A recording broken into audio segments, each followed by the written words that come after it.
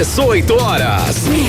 Notícias de Manaus, Amazonas, Brasil e do mundo.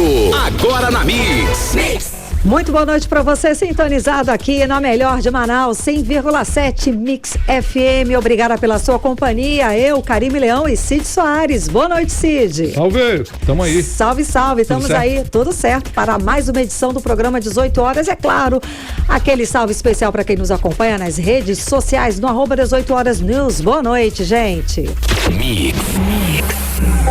E vamos aos destaques de hoje do 18 horas. No Dia dos Povos Indígenas, é marcado por conferência com a participação de representantes de 66 etnias. Essa foi a primeira conferência estadual das organizações e povos indígenas. Baixa no governo Lula, ministro do Gabinete de Segurança Institucional, general Marcos Gonçalves Dias, pede afastamento. A operação da Polícia Federal encontra cerca de 50 garimpeiros ilegais no interior do Amazonas. 18 horas. Esses e outros assuntos, os destaques de hoje, direto para você aqui no programa 18 horas, que começa agora. O programa de hoje, quarta-feira, dia 19 de abril de 2023. Mix. E hoje um vídeo que viralizou nas redes sociais chocou a todos. Durante uma manifestação por melhorias no sistema penitenciário, um motorista furou o bloqueio humano, avançou em direção das pessoas e arrastou uma mulher no capô do carro por centenas de metros, numa das principais avenidas de Manaus. Pois é, Karime, olha, a mulher foi atropelada e arrastada pelo motorista que dirigiu o carro modelo Gol pela avenida Humberto Calderaro, e essa cena foi registrada por uma pessoa que estava no edifício da avenida, e publicada nas redes sociais. E o repórter André Meirelles acompanhou o desdobramento desse caso e traz pra gente mais informações. Muito boa noite, André, seja bem-vindo ao 18 horas. Então, o motorista desse carro foi identificado, André? Olá, Karime, Cid, boa noite para vocês. Boa tarde e noite, né? Começando a noite.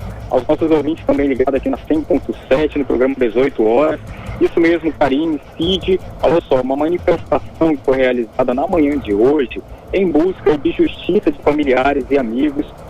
Já juntou uma outra manifestação também com familiares de detentos aqui do Amazonas, que já estavam buscando aí há um certo tempo atrás também, que já teve essa manifestação para buscar por melhorias, né, na penitenciária aqui do estado do Amazonas. Então, duas manifestantes acabaram então se reunindo na manhã de hoje, desta quarta-feira, na Avenida Humberto Calderaro Filho, no bairro Petrópolis, zona centro-sul de Manaus, né, em frente também ao Fórum Enoque Reis. Aconteceu então esse protesto, essa manifestação.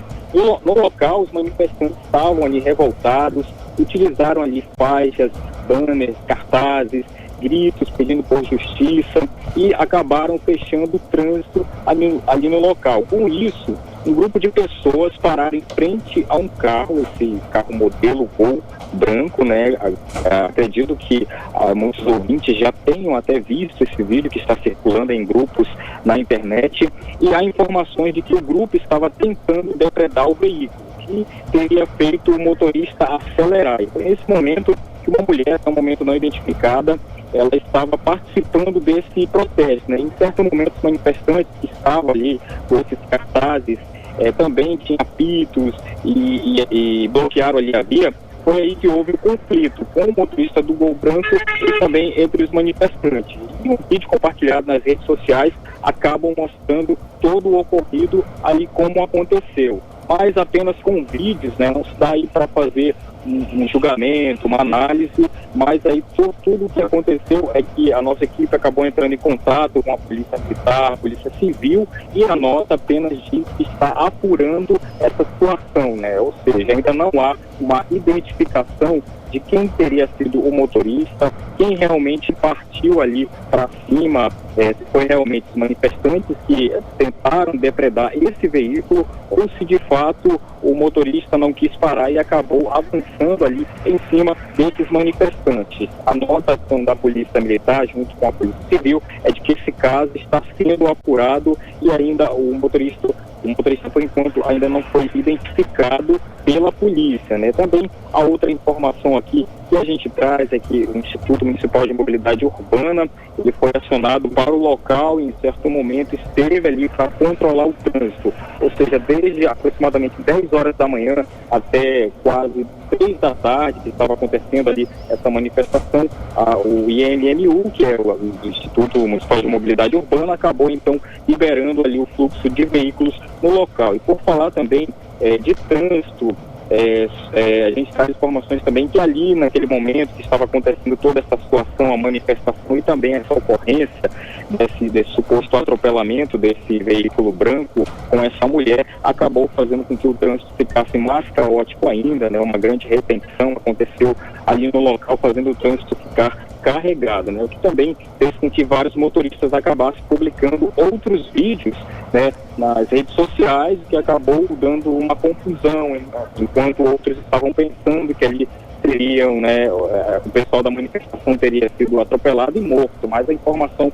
é que não, até o momento não há nenhuma informação correta se há ou não feridos, né? O que acontece é somente essa situação desse motorista que vai ser investigado pela polícia se realmente foi ele que avançou ali ou se os manifestantes estavam tentando depredar o carro e uma tentativa dele se defender acabou seguindo ali pelo local. Também a gente, para encerrar aqui, Karine, Cília, aos nossos ouvintes, nesse momento a informação também que a gente conseguiu apurar é de que um vídeo foi compartilhado mais à frente por outro condutor que passava ali pelo local, mostra que esse veículo, né, esse carro modelo Gol branco, o qual esta mulher ainda não identificada estava se segurando ali enquanto ele acelerava na via a alguns metros para que ela não caísse, mostrou que o carro acabou parando por conta de uma sinalização e a mulher acabou caindo ali no chão. Não tem continuação deste vídeo e também até o momento a gente ainda não tem a informação como é que está o estado de saúde dela, Karine Cid.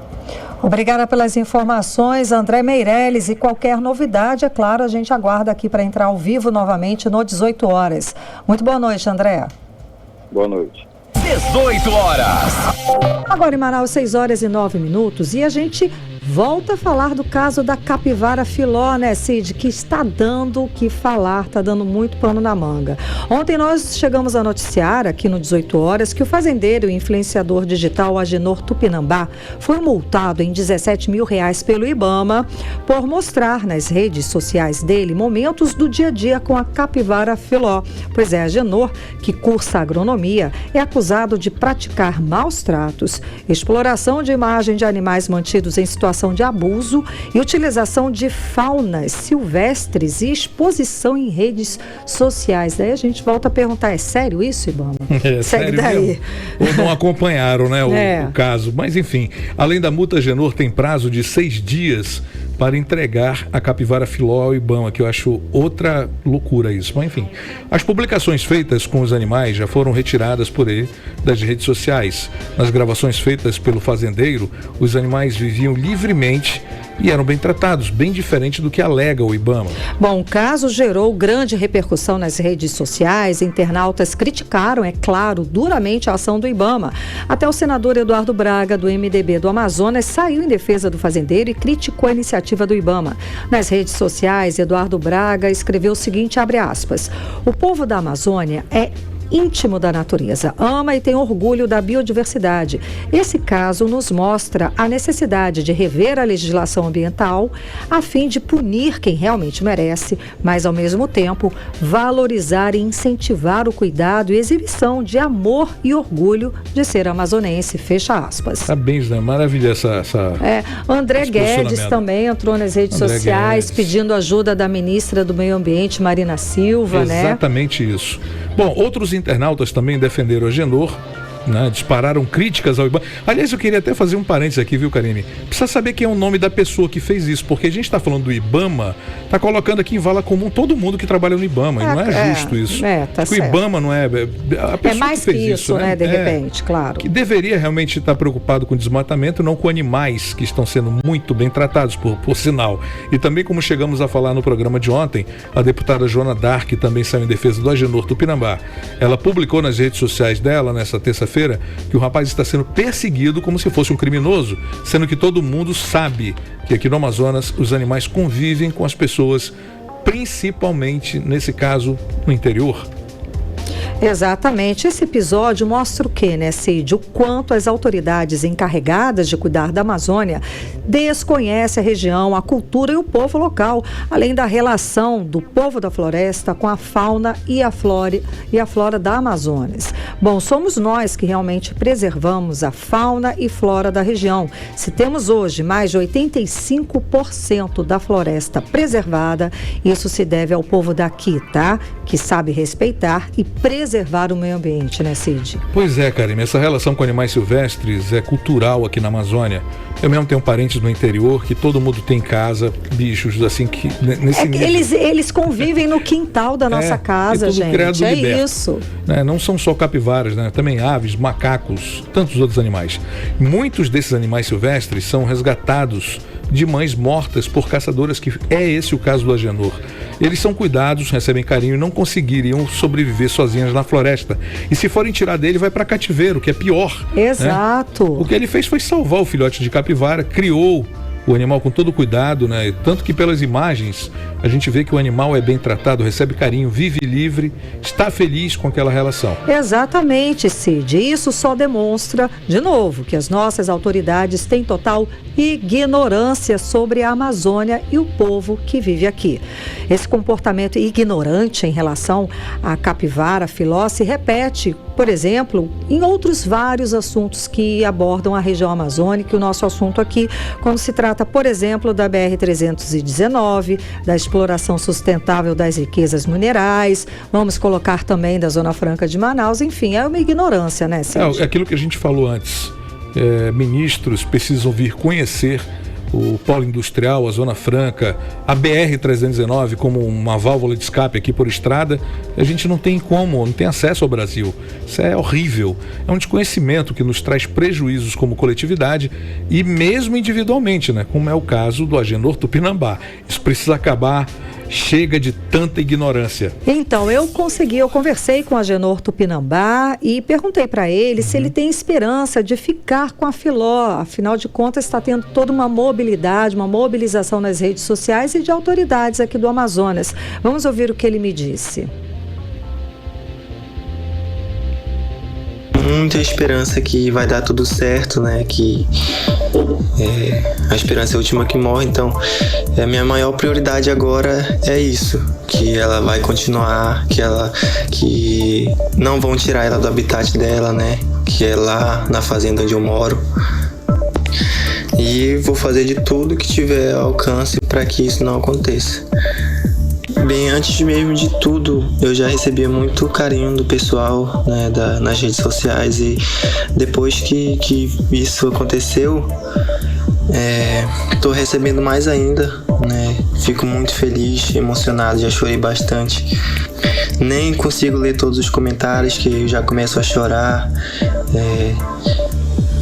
Mais uma vez eu queria agradecer muito ao apoio de todas as pessoas que estão se solidarizando com isso, abraçando essa causa junto comigo. E eu sou muito, muito grato por tudo, pelo apoio dos seguidores, da família, dos parlamentares que estão me ajudando, me apoiando.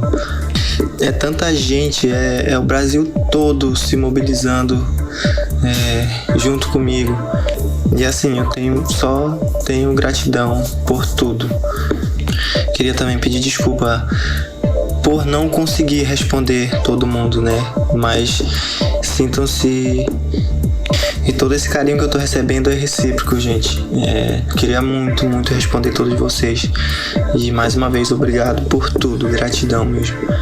Você está ouvindo 18 horas. E a mobilização nas redes sociais está muita, viu, Cid? Eu tô vendo aqui no Instagram que a Joana Dark, né, ela diz que o pessoal, a equipe jurídica da Assembleia Legislativa do Amazonas está agindo para apoiar o rapaz, o Agenor Agenor, que falou com a gente. Eu agradeço aqui novamente. Muito obrigada, Agenor, pela sua resposta, pela sua participação aqui no 18 horas. Então, eles estão trabalhando para anular as multas e não receber, e para que ele não receba essas punições de remover as imagens, mas ele disse que já removeu e principalmente, né, que ele fique com a capivara filó, né, Cid? Olha, eu conversei hoje com o Dr. Mário Alfiero sobre esse assunto. Ele falou que um defensor público é capaz de mudar toda essa história. Que o rapaz não precisa nem se preocupar com isso. Então, existe um pensamento em comum hoje de que ele deve assim ficar com o animal. Ele cria esse animal solto, livre, né? No habitat natural bem. dele. Não sei de onde que surgiu essa ideia ou a notícia de que ele teria maltratado esses animais. É ridículo isso. Mas enfim, vai acabar bem. Deus é mais. É isso aí, estamos juntos nessa corrente. Hashtag fica filó, fica né? filó, vambora. Bom, e depois de inúmeras reclamações e denúncias, o Ministério Público do Amazonas determinou que o Porto de Manaus passe a aceitar qualquer tipo de meio de pagamento para acesso à área de embarque e desembarque de passageiros. Isso porque atualmente o pagamento só pode ser feito em dinheiro, em espécie. Exato, Cid. A população também reclama do fato de ter que pagar para entrar na área de embarque e desembarque do porto, como explica a repórter Nathalie Moraes. O Ministério Público do Amazonas determinou que o Porto de Manaus, o Roadway, aceite qualquer tipo de pronto pagamento sem limitação apenas para os pagamentos em dinheiro nos serviços oferecidos à população em geral. A orientação é que também seja aceito Pix, transferência bancária, cartão de crédito e débito, boleto bancário e cheque como forma de pagamento. A direção do Porto Privatizado de Manaus deve responder se acatará ou não a recomendação. Caso descumpra a decisão, o Ministério Público do Estado adotará medidas administrativas e ações judiciais cabíveis contra o Porto de Manaus. Com a tarifa atualizada em 15 de novembro do ano passado, hoje quem chega no porto a pé paga cerca de R$ 7,00 para ter acesso à área de embarque e desembarque. O valor é ainda mais alto quando se trata de veículos. Um carro pequeno, como um automóvel, uma moto de carga e um triciclo, paga cerca de R$ 34,00. Já os veículos médios, tipo picape, pagam R$ 38,00 e as vans de turismo e ônibus de turismo pagam cerca de R$ 60,00 para terem acesso. Além das críticas a respeito ao pagamento ser apenas em dinheiro em espécie, parte da população também reclama do fato de ter que pagar para entrar na área de embarque e desembarque do Porto de Manaus. A tabela da Agência Nacional de Transportes Aquaviários sugere cobrança de R$ 10,00 para embarque e desembarque de passageiros de barcos regionais. Porém, o preço cobrado é de R$ 5,00 por pessoa. Outra recomendação do Ministério Público é para que a administração do porto cobre pelos serviços oferecidos somente os valores autorizados pelo órgão fiscalizador, a ANTAQ. Lembrando que o Código de Defesa do Consumidor proíbe práticas abusivas. A recusa à venda de bens ou prestação de serviço diretamente a quem dispõe adquiri-lo mediante o pronto a pagamento, além da elevação sem justa causa do preço, como afirma a recomendação do Ministério Público. Entramos em contato com o Porto de Manaus sobre a recomendação, mas até o fechamento da matéria não tivemos nenhuma resposta. Nathalie Moraes para o 18 horas. Você está ouvindo 18 horas. E hoje, dia 19 de abril, é o Dia dos Povos Indígenas. A data foi marcada pelo encerramento da primeira conferência, a primeira conferência estadual das organizações e povos indígenas. Com o tema Um Só Povo e Uma Só Voz. A conferência discutiu políticas para os povos indígenas com a participação de representantes de 66 etnias. A repórter Odineia Araújo conta pra gente mais sobre o que foi discutido. Vamos conferir agora. Durante 3 dias, lideranças indígenas de todo o Amazonas estiveram reunidos em Manaus para discutir temáticas envolvendo os povos originários. Com o tema Um Só Povo e Uma Só Voz, a primeira Conferência Estadual das Organizações e Povos Indígenas, que começou segunda-feira, dia 17, encerrou hoje, dia em que se comemora o Dia dos Povos Indígenas. Representantes de 66 etnias, 12 federações e 93 associações indígenas do estado participaram do evento realizado pela Fundação Estadual do Índio, em parceria com a APIAN, Articulação das Organizações e Povos Indígenas. O diretor técnico da Fundação Estadual do Índio, Luiz Henrique Braz, lembra que o Amazonas tem a maior população indígena do país e a maior diversidade étnica. São 66 etnias diferentes no total. O objetivo da conferência é aproximar o governo do estado com as demandas dos povos indígenas, de acordo com Luiz Braz. Esperamos que saia uma carta que atenda os anseios dos parentes e que futuramente esse convívio, esse contato e as ações sejam todas voltadas para a ponta, né? E que melhore o bem-estar, a saúde, a educação, entendeu? É essa a perspectiva que temos. Para o coordenador do Conselho Indigenista Missionário Norte 1, Francisco Carreira, a data de hoje deve ser comemorada por ser um dia de resistência ante a todas as tentativas de extermínio desses povos pelo governo anterior. Os povos indígenas presentes hoje, em seus mais de 300 povos e número de línguas, continuam presentes, vivos em 2023, sem a pretesa integração nacional, mas com os seus modos de ser e se relacionar diferenciados, após a superação da pandemia e os 4 anos de desgoverno Bolsonaro, retomando o Estado democrático e vindo a compor suas instituições e inaugurando uma nova política indigenista brasileira. A sociedade envolvente também nesse dia deve comemorar este dia de vidas e de lutas dos povos indígenas, eles que trazem essa riqueza cultural e a diversidade, assim como são eles quem protegem as florestas além dos rios e ensinamentos que nos trazem para como nos relacionar com a natureza. A luta pela demarcação das terras indígenas, de acordo com Francisco Carreira, é uma das principais bandeiras dos povos originários. Odinaia Araújo para o 18 horas. Você está ouvindo 18 horas.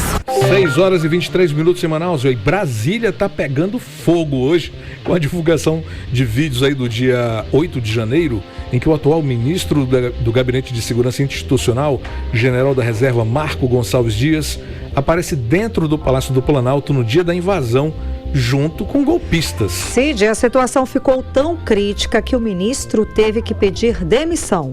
Nosso correspondente em Brasília, o jornalista Carlos Eduardo Matos, chega mais, tem mais informações a respeito dessa bomba que agitou Brasília hoje.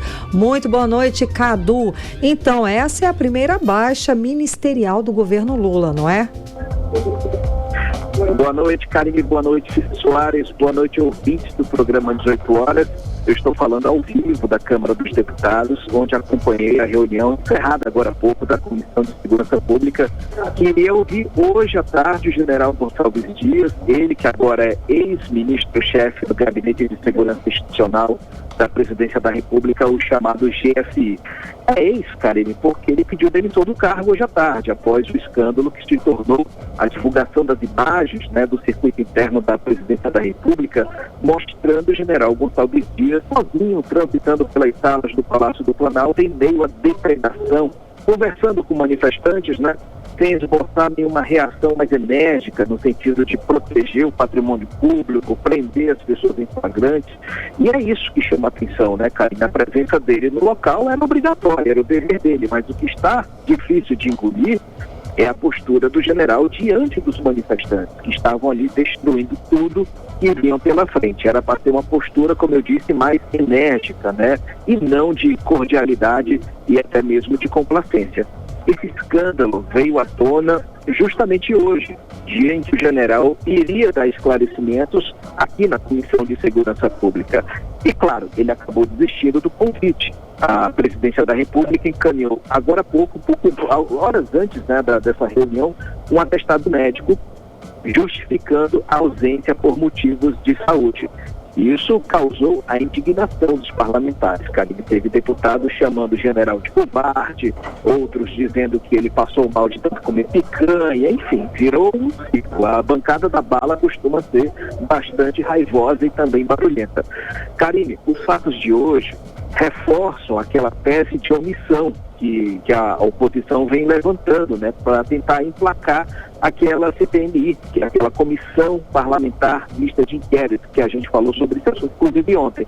Eu conversei com o deputado federal Capitão Alberto Neto, que vê nessa CPI, mais do que nunca, uma forma de discutir o que ele chama de verdade sobre os atos antidemocráticos do dia 8 de janeiro. Então vamos ouvir o Capitão Alberto Neto. Ontem, o presidente do Senado falha com a democracia brasileira ao não cumprir com sua palavra de abrir a sessão do Congresso e ler a abertura da CPMI do 8 de janeiro, que tem mais de 190 assinaturas de deputados e cada vez cresce mais. E o governo federal começa a negociar para que deputados retirem as assinaturas. Ficou muito claro que tem caroço nesse angu. Há algo que o governo do PT está escondendo sobre o acontecimento fatídico do 8 de janeiro. E nós precisamos aprofundar nesse assunto, investigar e penalizar os culpados de maneira individual. E não deixar inocentes, como aconteceu, de inocentes indo para a cadeia por livre manifestação, sem ter atuado nas depredações do dia 8 de janeiro. 18 horas. A gente ouviu a fala do deputado federal, deputado Capitão Alberto Neto, a respeito de toda essa confusão de hoje em Brasília, das imagens do general de reserva, Marco Gonçalves Dias, que agora é ex-ministro do Gabinete de Segurança Institucional, ali no meio das manifestações, meio que parecendo, né, Cadu, que estava até conversando, interagindo com os manifestantes. Cadu. Exatamente, Karine. Para você também entender o posicionamento do deputado Capitão Alberto Neto sobre a CPMI, ele está chateado, né, com o posicionamento de ontem do presidente do Congresso Nacional, Rodrigo Pacheco, né? Ele tergiversou, deu uma enrolada nos parlamentares, fugiu do compromisso com os parlamentares da oposição, atendendo ao governo, e acabou não instalando a CPMI para ontem. Imagina se essa CPI tivesse sido instalada, Karine. A confusão que seria hoje essa CPMI. E os trabalhos começariam com certeza hoje, né? Mas é importante a gente registrar, Karine, que o general Gonçalves Dias deu uma entrevista agora à tarde, dizendo que o vídeo, segundo ele, está fora de contexto, que aquelas imagens são ele ajudando a retirar os manifestantes e apoiando o trabalho da polícia. Essa é a versão dele, tá? Portanto, e logo após a saída dele, o afastamento, quem assumiu a chefia do GSI agora é o Ricardo Capelli, que era o interventor federal, né? Logo após os atos de 8 de janeiro, ele assumiu uma posição de interventor. Então, o Ricardo Capelli acaba de assumir o GSI nessa nova função. Agora, Karine, com relação à CPMI, diante dos novos fatos, né, que a gente vem falando, as lideranças do governo mudaram de ideia e acreditam que o melhor caminho para resolver essa crise que está vizinha é apoiar a CPMI. Ou seja, mudou de ideia, mudou completamente de posição. Pode ser esse espaço aí, a CPMI, o melhor canal do governo para se defender e evitar uma crise ainda maior. Na verdade, Karine, são limões prestes a serem espremidos, viu? O governo acredita que as imagens foram vazadas a mando de apoiadores de Bolsonaro dentro das Forças Armadas. Se a CPMI for mesmo instalada, o governo pretende usar todas as suas armas que tem para revidar, inclusive as mais de 160 horas de imagens que estão em sigilo ainda e que podem comprometer empresários, políticos e o alto comando das Forças Armadas. Aí sim, vai ser tiro, porrada e bomba para tudo quanto é lado, Karine. Volto com você. Bom, isso aí é óbvio que tem que ser feito mesmo, e doa quem doer, querido. Qualquer um que esteja envolvido nisso, nesses atos antipáticos, eu não chamo de antidemocráticos, é antipático, né? Bom, hoje a comissão externa da Câmara aprovou pedidos aí do deputado Amon Mandel para fiscalizar obras públicas em Manaus. Que obras são essas, Cadu? Cid Soares, o deputado federal Amon Mandel vai fiscalizar a situação em que se encontram as obras de creches em vários bairros de Manaus, como Tarumã Sul, Vila Buriti, Nova Vitória, Monte das Oliveiras e Santa Etelvina. São creches que foram construídas com recursos federais mas que estão paralisadas ou também com falhas na entrega das obras. Tem muito problema nessas obras aí que ele pediu fiscalização. Ele também vai fiscalizar a obra de modernização do Porto de Manaus, também vai verificar como ficou a reforma do setor de agroindústria da Universidade Federal do Amazonas, naquela unidade na zona leste da cidade. E, por último, ele vai verificar a situação da construção do Hospital do Sangue do Hemoan, que apresenta aí diversos problemas de execução. Todas essas vistorias, Cid, vão ser feitas no âmbito de uma comissão da Câmara dos Deputados, que é chamada de Comissão Externa, destinada a acompanhar a conclusão das obras públicas paralisadas. É outro nome aí bem antipático, né? Não tem nada amigável aí, né? Mas o objetivo é esse. O deputado federal Amon Mendel faz parte desse colegiado. Eu conversei com ele hoje, né, sobre esses pedidos que ele fez e que foram aprovados por essa comissão por meio de requerimento. Então vamos ouvir o que disse Amon Mendel.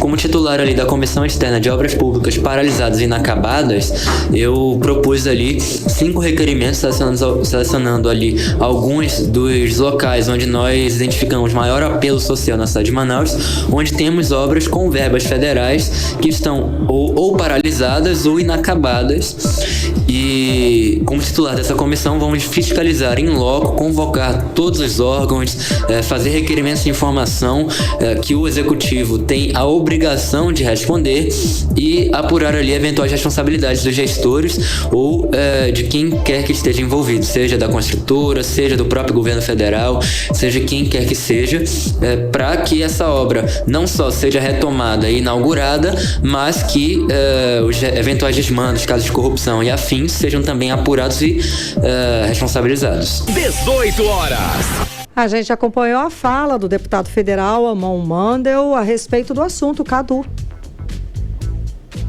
Karine, o importante a gente frisar que essa comissão, ela começou em março desse ano, né, com a ideia de fiscalizar obras paralisadas no governo, né, todas as obras paralisadas Agora, essa comissão não é permanente da Câmara dos Deputados, é uma comissão temporária, ou seja, ela tem prazo para ser encerrada, né? E ela é formada por parlamentares do centro, né? Aqueles do centro, os mais moderados, pelo menos isso, né? Agora, o Amon, nesse grupo aí, ele busca usar essa comissão temporária para seguir protagonizando nesse papel de fiscalizador, né? Ele jura, nessa conversa que eu tive com ele agora à tarde, ele jura que ele não pretende disputar as eleições para a Prefeitura de Manaus. Karine, pelo menos é o que ele disse, todos que a gente pergunta também. É muito cedo para falar sobre isso. Né, Karine? Oi? Então tá, né? Então tá, a gente segue, ok, tudo bem. Cadu, muito obrigada pelas informações. Boa noite, bom trabalho aí. Boa noite, gente. Boa noite, um abraço. Tchau, tchau. Tchau, tchau. 18 horas. E daqui a pouco, aqui no 18 horas, trabalhadores da educação filiados ao sindicato que representa a categoria no Amazonas aprovam indicativo de greve. É o nosso assunto em instantes. Mix. 6 horas e 34 minutos. Vamos conferir agora o tempo e temperatura para amanhã. É com você, Karime Leão. Previsão do tempo. Segundo informações do Clima Tempo, para amanhã a previsão é de sol e aumento de nuvens na parte da manhã, pancadas de chuva à tarde e à noite. A mínima prevista é de 22 graus, a máxima não deve passar dos 31 graus. As chances de chuva são de 67% e a umidade relativa do ar fica entre 63% e 96%. Mix. Bom, e o Rio Negro subiu mais 3 centímetros de ontem para hoje, elevando o nível do Porto de Manaus para 26 metros e 70 centímetros acima do nível do mar. 18 horas. E a Polícia Federal deflagrou na manhã desta quarta-feira a Operação Déjà Vu para reprimir crimes contra o patrimônio da União decorrentes do garimpo ilegal. A ação foi na região conhecida como Filão dos Abacaxis, no sul do município de Maués. Na operação foram encontradas cerca de 50 garimpeiros ilegais em condições subhumanas. E o repórter André Meirelles tem mais informações sobre o resultado da operação. Vamos acompanhar. Na manhã desta quarta-feira, 46 policiais federais cumpriram 6 mandados de prisão temporária e 10 ordens judiciais de busca e apreensão nas cidades de Manaus e Nova Olinda, no Amazonas, em Goiás, Pará e Mato Grosso do Sul. Durante a Operação Déjà Vu, contra crimes de usurpação de bem público da União, decorrentes do garimpo ilegal na região Filão dos Abacaxis, em Maués, no interior do Amazonas, a Polícia Federal descobriu um sofisticado esquema de lavagem de dinheiro com a utilização de permissões de lavra garimpeira, sem nenhuma ou com pouca intervenção humana, uma atividade conhecida como esquentamento de ouro, como explica o delegado da Polícia Federal, Adriano Sombra. Porque já ficou comprovado que você só ir lá fazer essa destruição de maquinários, destruição de pista de pouso, destruição de equipamentos, os garimpeiros retornam. Então, nosso objetivo é ir na origem, que são os financiadores da atividade criminosa. Então, a gente conseguiu desarticular na origem, que são os lavadores de dinheiro, nessa atividade conhecida como esquentamento do ouro. Eles utilizam-se de diversos artifícios para fazer essa atividade do esquentamento. Então, a gente acredita que vai conseguir dar uma maior resposta para a sociedade. E as penas somadas a todos esses crimes, se eles forem condenados, ultrapassam 30 anos de prisão. O delegado regional da Polícia Judiciária, Sávio Pinzon, disse que as investigações tiveram início através de denúncias de moradores de poluição das águas e morte de peixes e demais animais que servem de alimentação para a comunidade local. O laudo pericial apontou a utilização de cianeto, material altamente tóxico, e o dano ambiental conta o prejuízo de mais de 420 milhões de reais. E também outro fato que torna essa operação importante é o fato de ter sido detectado que no garimpo em questão eles trabalhavam com cianeto para poder fazer o garimpo, né? Então é uma substância intoxicante, uma substância que causa danos graves à saúde, e isso torna também, demonstra a importância dessa operação e da desarticulação do garimpo em si, que já foi feito pelo ICMBio, e agora também a parte da investigação de polícia judiciária que está sendo levada a efeito pela Polícia Federal. O nome da operação é uma alusão à reiteração da conduta no mesmo local e pelos mesmos alvos que foram presos na operação que ficou conhecida como Operação Filão dos Abacaxis em 2015. Caso os culpados sejam condenados, as penas máximas somadas ultrapassam 30 anos de prisão. André Meirelles para o 18 Horas. Você está ouvindo 18 Horas. Entrevista do dia. E o nosso entrevistado de hoje é o ex-superintendente da SUFRAMA, Coronel Menezes, que por pouco não foi eleito senador da República, ficando em segundo lugar, perdendo por uma diferença mínima para o senador Omar Aziz. Hoje Menezes é vice-presidente do PL do Amazonas e seu nome aparece como pré-candidato a prefeito de Manaus. Muito boa noite, Coronel. Seja bem-vindo aos estúdios da Mix. Obrigada pela sua presença. Já começo lhe agradecendo. Então, o senhor vem mesmo para tentar se eleger prefeito em 2024, depois de ter recebido, vamos dizer, 544 mil votos aqui em Manaus? Boa noite. Muito boa noite, Karime. Boa noite, Cid. Boa noite a toda a liderança aqui da nossa Rádio Mix e a você que está nos escutando. Realmente foi uma votação muito expressiva, uma experiência excelente, um aprendizado muito grande. Tivemos que fazer várias articulações e também mudança de personalidade, para que a gente, claro, pudesse ter esse voto, né? A população sempre diz assim, não, Menezes é assim, o assado, e eu tive que me descamar, me ajustar, senão nós não teríamos essa votação tão expressiva, e com certeza isso habilita a gente a próxima eleição. Como eu estava falando aqui nos bastidores, eu diria o seguinte, Cid, que na próxima eleição nós vamos ter um candidato de direita, vamos ter um candidato de esquerda e o atual prefeito. Boa. Entendeu? É por aí que vai se caminhar. Então eu quero agradecer. Em Manaus foram 544.262 votos e agora é diferente. Por quê, Karime? Diferentemente de 20, quando eu fui lançado pelo presidente, Cid, 3 meses antes da eleição, uma candidatura, foi assim um lançamento para que a gente pudesse, o presidente pudesse naquele momento avaliar se nós teríamos ou não uma votação expressiva. Todo mundo nos dava 2%, 3%, nós tivemos 12%. E a partir dali começou tudo. Agora não. 550 mil pessoas em Manaus, vamos ser bem claros, olharam para mim e falaram: esse cara é careca, e votaram em mim. E então a gente sai com um recall muito grande, e a gente sabe que depois de uma eleição, para uma próxima, o que conta é o resultado da última. Então, com certeza, eu vou ficar muito feliz se Manaus nos escolher, né, nessa condição. Bom, mas no seu partido, o PL, também tem o deputado federal, o capitão Alberto Neto, que também aparece como pré-candidato a prefeito. Quem é que vai vencer essa disputa interna dentro do PL? Olha, toda disputa, né, Cid, é salutar, é normal, como também, por exemplo, dentro da esquerda do PT tem vários candidatos, dentro de outros partidos também tem. Isso é a coisa mais natural do mundo. Eu gosto muito da história romana, e um grande cara que eu sempre cito, ele chamado Sêneca, ele falou o seguinte: a excelência murcha quando você não tem oponente. Entendeu? Então temos bons nomes no PL, não só ele, como também tem a deputada Débora, tem lá o deputado Péricles, né? E isso é bom para o nosso presidente Alfredo Nascimento, porque ele vai poder escolher. Agora, uma coisa é certa, né? O Bolsonaro vai abençoar.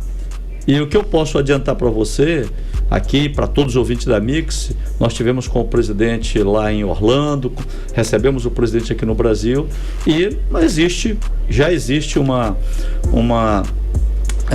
apoio do presidente à nossa candidatura. Isso nós temos praticamente desenhado e conversado. E aí, claro, isso é do presidente. Agora, daqui para lá, a gente tem que construir. Tem a decisão também do nosso presidente de partido local, que é o senador Alfredo Nascimento. Ele tem a maneira dele peculiar de ser. E, com certeza, o PL vai escolher o melhor candidato para que a gente possa ter êxito nas eleições. Até porque o partido o PL saiu grande dessas últimas eleições. Ele é o partido que, para a próxima eleição, tem o maior tempo de TV e também o maior fundo partidário. Então, a gente fica muito feliz em pertencer ao 22. Pois é, e seguindo dessa linha, na última eleição, Manaus se revelou ser uma cidade bolsonarista, né? Como o senhor falou, que foi abençoado, mesmo, digamos assim. O senhor acredita que o ex-presidente vai ter novamente essa influência ativa e decisiva na eleição municipal do ano que vem? Olha, Karime, pelo que está se desenhando hoje na política nacional, né, o presidente será, na minha opinião, e sendo muito transparente e franco, um grande cabo eleitoral, porque todo mundo quer o apoio dele. E a conhecer os fatos que estão se desenrolando com o atual governo federal hoje, com as imagens que saíram, essa CPMI do dia 8 de janeiro, do dia 8 aí de janeiro, né, que ontem ela foi postergada. Aí nós tivemos aí, olha o que acontece, Cid. Os esquerdistas dizendo que os bolsonaristas são terroristas e foram responsáveis pelos atos, não querem a CPI. E os bolsonaristas que foram chamados de terroristas querem a CPI. Olha o paradoxo. É isso que a gente vive. Essa CPI ela vai mexer com alguma coisa aí. E, lamentavelmente, o governo atual, né, ou o desgoverno, nós estamos praticamente há 100 dias, ultrapassamos, mas não tivemos nenhuma entrega. E se caminhar dessa maneira, com certeza o presidente Bolsonaro será um excelente cabo eleitoral. Bom, na última eleição, coronel, o senhor, eu queria até voltar a esse assunto aqui. O senhor é um crítico do atual prefeito Davi Almeida, de quem já esteve próximo. Por isso que a gente já falou da última eleição aqui. Quais são os principais problemas que o senhor vê em Manaus que poderiam ser resolvidos caso o senhor venha a ser o prefeito da cidade? Não, olha bem, eu sou crítico, mas crítico construtivo. Tá? Não adianta você criticar por criticar. A realidade é o seguinte... Não, e longe disso a minha pergunta. Não. Então vamos colocar assim, vamos voltar à eleição de 20, que eu participei dos debates, claro, mesmo sendo um iniciante na política, né? E para mim foi uma grande experiência, e tudo para mim na política começou ali. O prefeito, ele não planeja. e ele mal gerencia um problema, porque quando você tem um problema, meu doutorado é nessa área, quando você tem um problema, você, antes de acontecer o problema, você está trabalhando para evitá-lo. Isso não acontece na prefeitura. E depois, quando você explode esse problema, então você passa a gerenciá-lo. Então ele não planeja e gerencia mal, primeira coisa. Segundo, vamos ser bem pragmático na resposta para que a gente possa ter outras perguntas. Quais são os problemas de Manaus, Karime? Eu vou te falar, toda vez a gente discute isso e daqui a um ano nós vamos estar aqui discutindo. Infraestrutura da cidade, o que foi feito? Nada. Mobilidade, o que foi feito? Nada. Saneamento, o que foi feito? Nada. Aí não vou falar nem de saúde, educação e o resto. As praças foram pintadas, mas Manaus tem que saber o seguinte, Cid, o orçamento municipal é 8,5 bi, já se passaram 2 anos, nós estamos indo para o 3º. Então, ou seja, eu vou perguntar agora à população da cidade de Manaus, já foram investidos 18 bilhões de reais na cidade. O que mudou na sua vida? Fora isso, ele pegou 600 milhões do atual governador e já emprestou mais 600. Então, por aí a gente vai ver o que vai acontecer. Então, isso não é crítica, isso é realidade. E saúde, que é atenção básica, ontem na Moura Tapajós estava um desastre. E é isso que eu quero colocar. Isso para ser assim, bem genérico. E aí a gente vem assim. Eu me lembro que quando o prefeito entrou, o atual, ele criticou de uma maneira muito feroz o Arthur Vigílio, porque ele gastava 120 milhões por ano com a mídia. Ele já tem empenhado esse ano aproximadamente 180 milhões para a imagem dele. Então, se ele pegasse esse dinheiro, porque ele recebeu lá do pessoal, lá do governo federal, 940 mil, 950, para atacar lá a parte do deslizamento.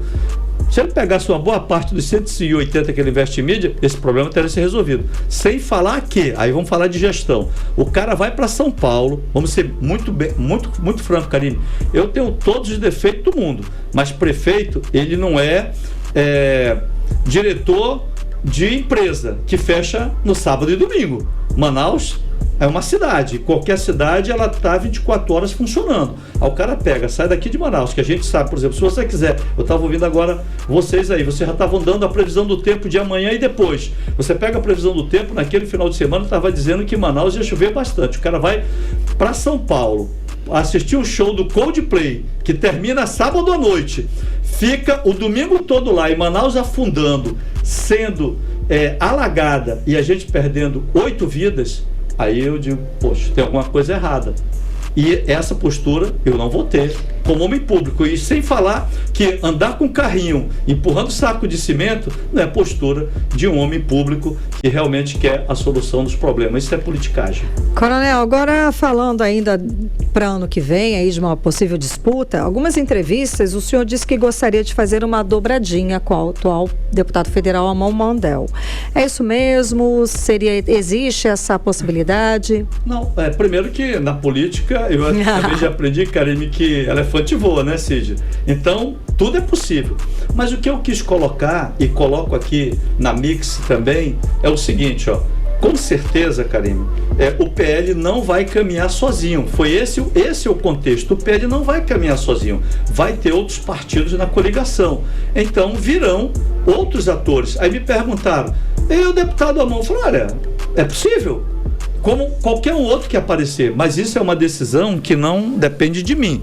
Ela com certeza vai passar pela mão do nosso presidente estadual, que é o Alfredo Nascimento. Então, eu acho muito difícil o PL, sendo um partido grande, querendo ganhar a eleição, vir com uma chapa branca. Ele vai ter que se aliar a alguém e com quem nós nos aliarmos estará um candidato. Bom, nós temos aí 100 dias de governo Lula. Como é que o senhor avalia esses primeiros momentos do governo do PT? Vamos fazer melhor, de 0 a 10, qual é a nota que o senhor daria? Olha, se a gente der o pessoal vai me bater muito. Mas é sofrível. Sabe, você é ótimo, bom, regular e abaixo da média. Eu diria que de regular para abaixo da média. Sabe por quê, Cid? Todos os analistas políticos dizem o seguinte, que nos primeiros 100 dias de governo, você dá a tua cara. Eu fui comandante. né? Dirigi a logística aqui na região amazônica, fui chefe de escalão logístico, comandei a primeira unidade de logística. Então a gente diz no Exército que quando você comanda, o comandante que sai, aí, claro, tem o que entra. O que entra na primeira semana, ele tem que dar o tom da cara dele. E assim na política, com os primeiros 100 dias. Vamos ser bem franco, o que o governo mostrou para onde ele vai? Desemprego. O CAGED de janeiro, fevereiro e março foi um desastre, né? A parte de floresta que ele coloca do meio ambiente foi maior do que o ano anterior. Aí falam, não, porque isso aí é a consequência do Bolsonaro, e por aí vai, entendeu? Ou seja, não teve nada de palpável que a gente falasse assim, não, olha, ele está dando indicativo de que vai. E aí a gente entra na política econômica. Vamos ser bem franco, quanto mais o governo gasta, os juros têm que estar elevados, porque se os juros não forem elevados, perde-se o controle da economia. E, no tocante à Zona Franca de Manaus, até agora não foi nomeado superintendente. Então, gente, eu não vou falar de BR-319, que eu estou trazendo o problema para cá. Eu falei problemas nacionais e estou trazendo para cá. Se nós somos tão importantes e nós temos senadores que fazem parte da base do governo e são amigos do presidente, até agora a Suframa, que é só uma canetada dele e que sai no outro dia no Diário Oficial da União, dizem que o camarada que foi proposto já se reuniu com o vice-presidente, é gogó, mas ações práticas eu vejo que são muito fracas, de uma maneira geral, Cid.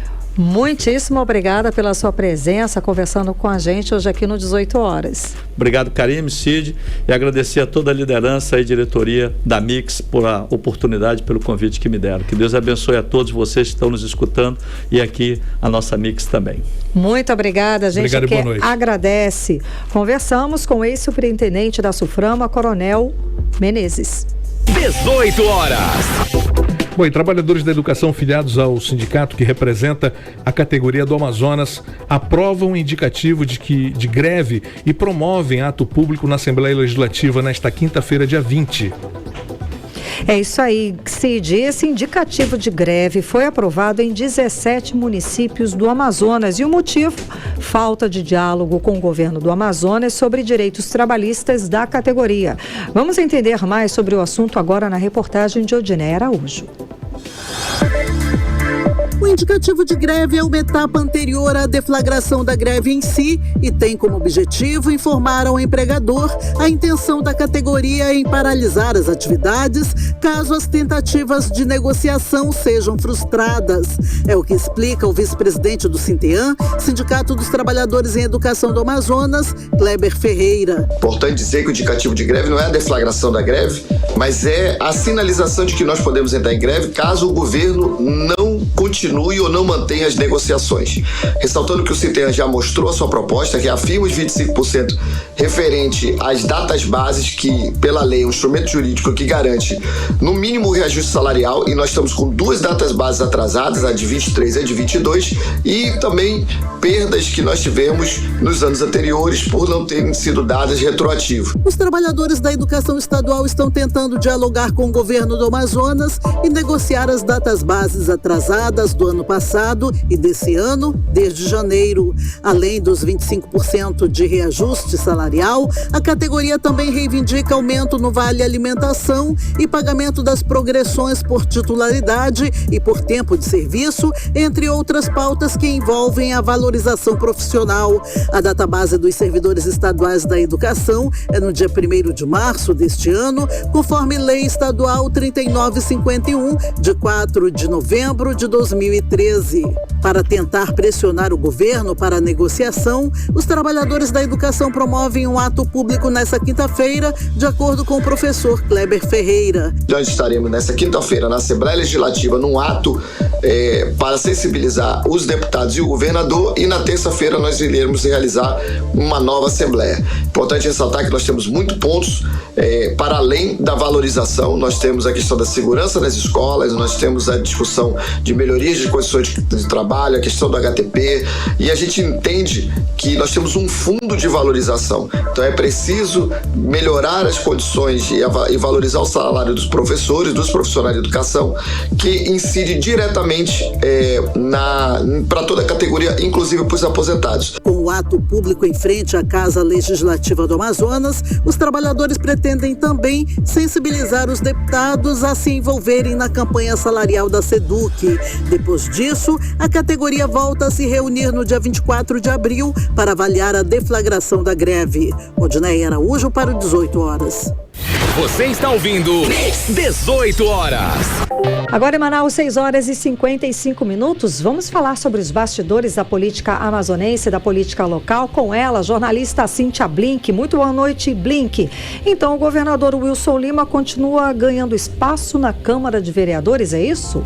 Oi, Karime, Cid, todo mundo que tá com a gente na 100.7. Deixa eu te contar aqui rapidinho o que tá rolando lá na Câmara. Menina, é o seguinte, o governador Wilson Lima tá ganhando espaço. Como? Acontece que o vereador Gilmar Nascimento, ele era do União Brasil, partido de Wilson Lima, partido também do vereador Diego Afonso, que é presidente em Manaus desse partido. E aí o Diego Afonso deu um jeito de tirar Gilmar Nascimento do partido.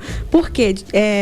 Gilmar Nascimento, ele está à frente da Comissão de Constituição, Justiça e Redação, que é a CCJ, que é aquela grande comissão que decide aí quais propostas vão para frente ou não, se elas são legais ou não são legais. Ou seja, uma grande força de Davi Almeida, porque apesar de ser do União Brasil, o Gilmar Nascimento é aliado de primeiríssima linha do Davi Almeida. Por isso foi expulso do União Brasil e o União Brasil falou, bom, ele continua vereador, mas ele não deve mais ser presidente da CCJ, porque esse cargo pertence ao partido e não ao vereador. Então nós vamos colocar alguém do União Brasil, ou seja, sai um aliado de Davi Almeida, chega um aliado de Wilson Lima. Por isso eu digo que perdeu espaço. Karime, Cid...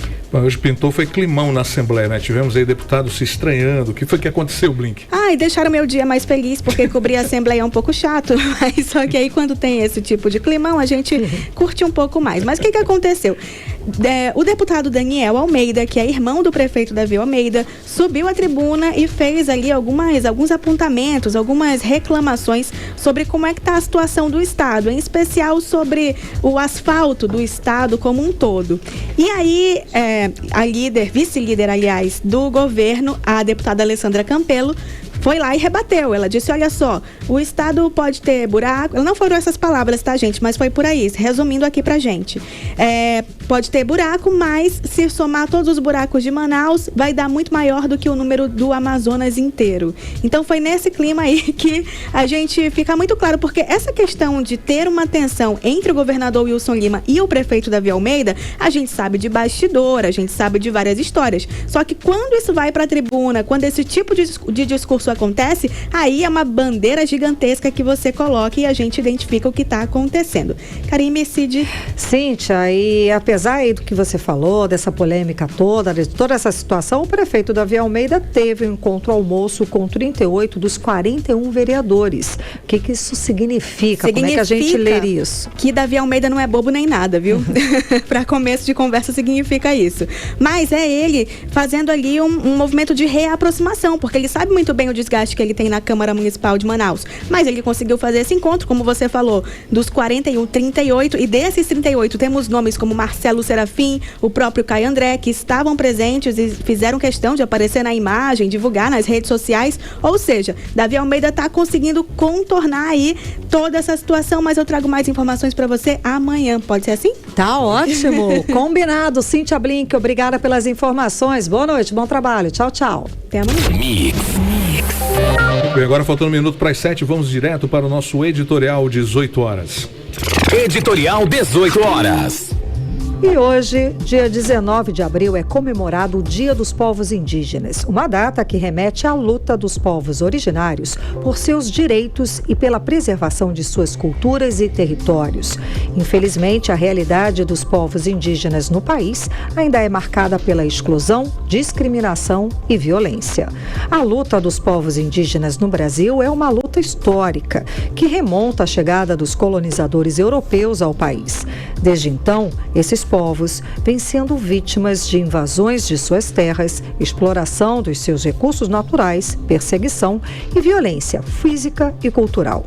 Mesmo com a Constituição Federal de 1988, que reconheceu os direitos indígenas e estabeleceu o dever do Estado de demarcar e proteger suas terras, a realidade dos povos originários continua sendo de luta e resistência. Muitas comunidades indígenas ainda aguardam a demarcação de suas terras, o que expõe a conflitos com invasores e a diversas violências. Hoje, mesmo ocupando áreas ricas em minérios e biodiversidades, muitas nações indígenas, como a Yanomami, enfrentam a fome e doença que matam crianças e idosos. Uma situação inaceitável. É preciso reafirmar nosso compromisso com a luta dos povos indígenas por seus direitos e pela preservação das suas culturas e territórios.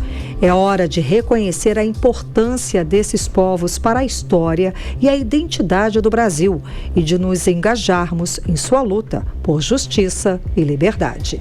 18 horas. 7:01. Obrigada pela sua companhia. Finalizamos aqui o 18 horas de hoje. Boa noite, Cid Soares. Boa noite e até amanhã. Beijo. Você ouviu 18 horas. As notícias do Brasil e do mundo. De volta amanhã.